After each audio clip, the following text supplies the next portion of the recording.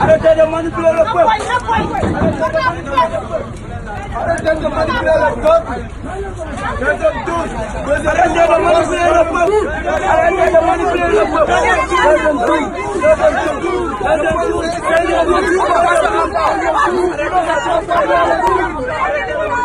Nous avions voulu être devant la RTS et nous étions devant la RTS, devant les locaux.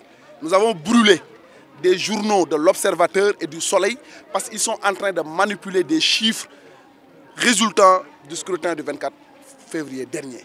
Ce que l'Observateur a fait aujourd'hui, mais ça relève d'une ignominie extraordinaire. Comment un média privé d'une renommée internationale puisse verser dans ces choses-là extrêmement graves qui peuvent être source de conflits demain. L'Observateur, le groupe GFM, doit arrêter la manipulation. Ils doivent arrêter.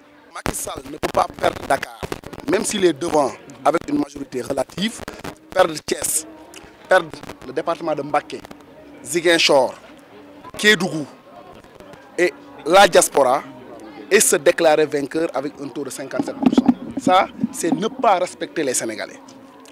Autre chose, il a recruté des valets, dont le Premier ministre Boun Abdallah Dionne, fumeur de chanvre indien attitré et ivrogne de premier degré, pour aller à la RTS déclarer que Macky Sall a gagné avec un taux de 57%. Et en ce moment-là, on était à moins de 75% de taux de collecte des PV. Le juge Demba Kandji, tout le monde le connaît. Tous les sales boulots du régime actuel, c'est lui qui les exécute avec une main experte. Doudou Ndir, il a dépassé même l'âge de la retraite et il est maintenu à la Sénat pour faire un sale boulot.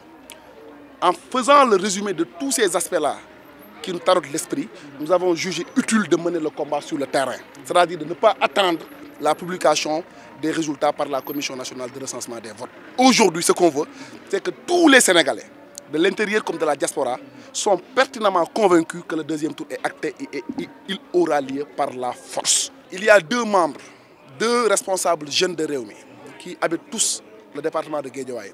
L'un s'appelle Moussa Thiomban, l'autre s'appelle Bassirou Diagne.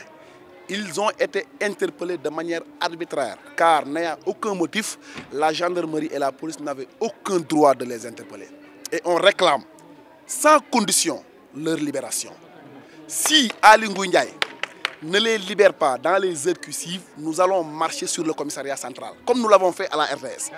Puisque c'est le peuple qui s'est exprimé et Macky Sall est inscrit dans une logique de confiscation du pouvoir. Ce sont les régions et les départements qui ont dit non à cette forfaiture-là et nous avons aligné une série d'actions que nous allons dérouler d'ici jeudi et vendredi au plus tard parce que nous n'attendons pas grand-chose de Demba Kandji et du président Macky Sall. Puisque Macky Sall a clairement affiché sa volonté manifeste de voler ces élections-là. Mais nous allons mener le combat sur le terrain en imposant le deuxième tour par la force. Le deuxième tour là, ce n'est pas une question de négociation, c'est par la force. Et c'est la jeunesse de Rewmi qui va porter ce combat-là.